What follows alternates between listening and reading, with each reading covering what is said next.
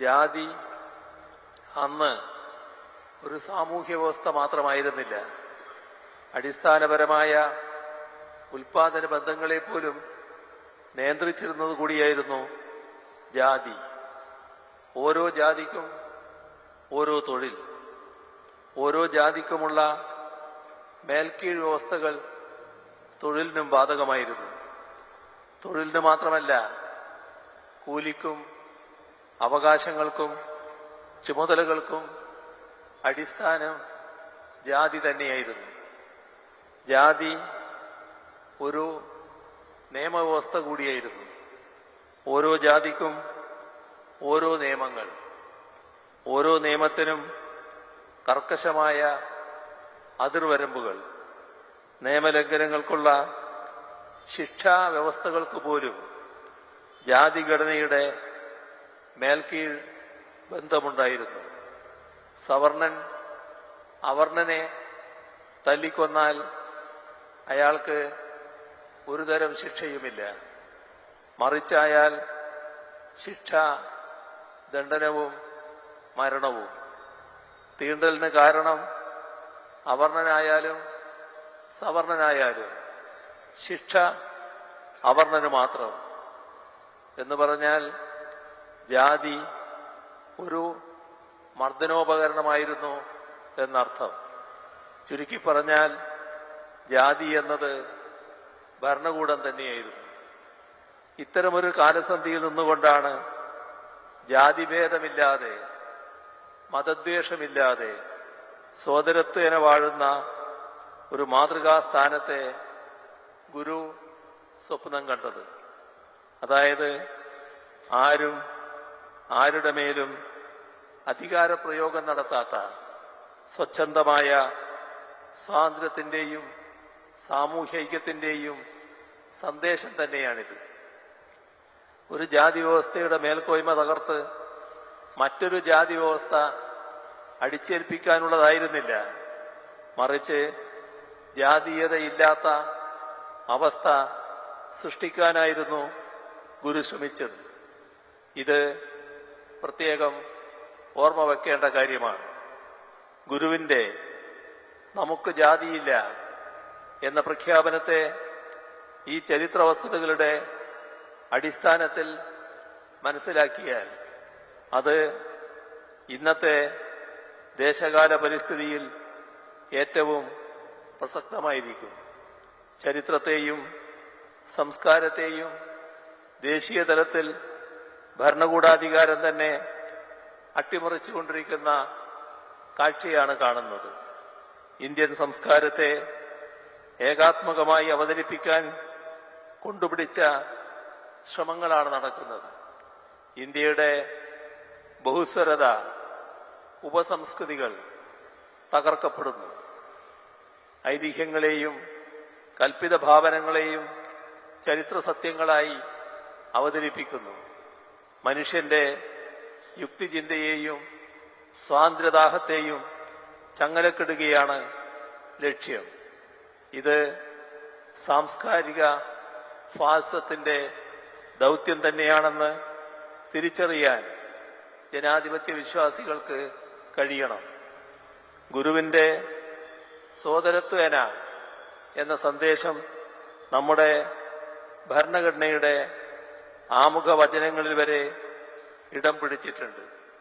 എല്ലാ മതജാതി വൈജാത്യങ്ങളുടെയും വിഭജന മതിലുകൾക്കുമപ്പുറം മനുഷ്യൻ ഒന്നാണെന്നും അത് മനുഷ്യത്വത്തിന്റെ ജാതി തന്നെയാണെന്നുമുള്ള കാലാതീതമായ കാഴ്ചപ്പാട് ഗുരു മുന്നോട്ട് വെച്ചു. മതങ്ങൾക്കതീതമായി മനുഷ്യൻ മറ്റാരും ഈ മധുരാക്ഷര മന്ത്രം ചൊല്ലിയില്ല ഇന്നേ വരെ എന്ന് വയലാർ പാടിയത് മതങ്ങൾക്കുമേലെ മനുഷ്യനെ പ്രതിഷ്ഠിച്ച ഗുരുവിന്റെ മധുരോദാരമായ മാനവികതയുടെ ഘോഷണമാണ്. ലോകം നേരിടുന്ന ഏത് സംഘർഷങ്ങൾക്കും ദുരന്തങ്ങൾക്കും പരിഹാരം കണ്ടെത്താൻ കഴിയുന്ന സർവരോഗ നിവാരണി കൂടിയാണ് ഗുരുവിന്റെ മനുഷ്യസങ്കല്പം.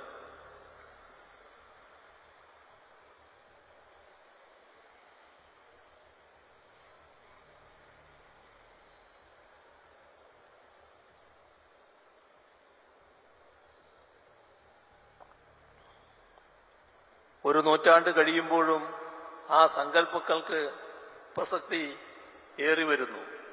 ഇതുതന്നെ ഗുരുവചനങ്ങളുടെ കാലാതിവർത്തിയായ സാങ്കത്യം വെളിപ്പെടുത്തുന്നു.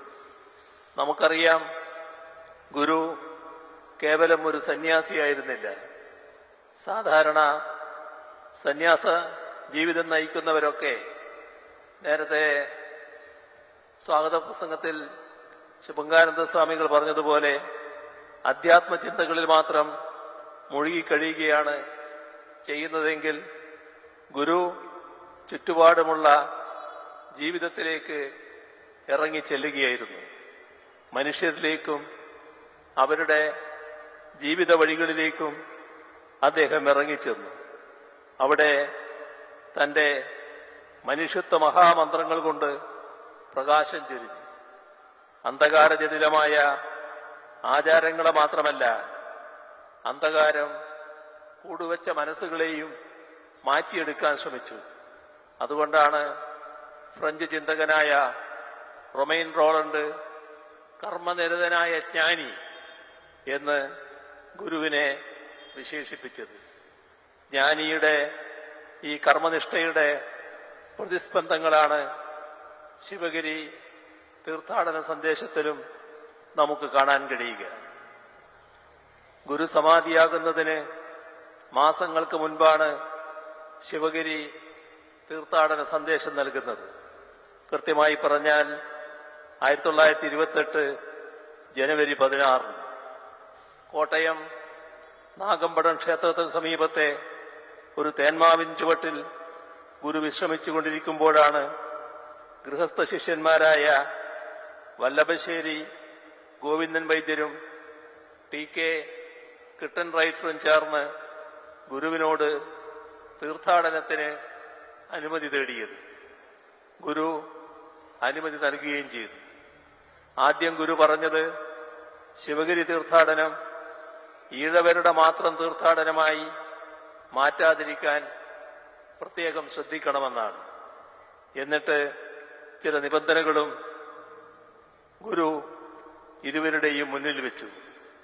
തീർത്ഥാടകർ ശ്രീബുദ്ധന്റെ പഞ്ചശുദ്ധികളായ വാക്ശുദ്ധി, ശരീരശുദ്ധി, മനഃശുദ്ധി, ഇന്ദ്രിയശുദ്ധി, ഗൃഹശുദ്ധി എന്നിവ അനുഷ്ഠിച്ച് ആത്മോപദേശ അഷ്ടോത്തരാദി മന്ത്രങ്ങൾ ജപിച്ച് സർവസാഹോദര്യ മന്ത്രങ്ങൾ സ്മരിച്ച് യൂറോപ്യന്മാരുടെ ആണ്ടുപിറപ്പായ ജനുവരി 1 അറിവിന്റെ തീർത്ഥാടകരായി ശിവഗിരിയിൽ എത്തിച്ചേരണമെന്ന് നിർദ്ദേശിച്ചു.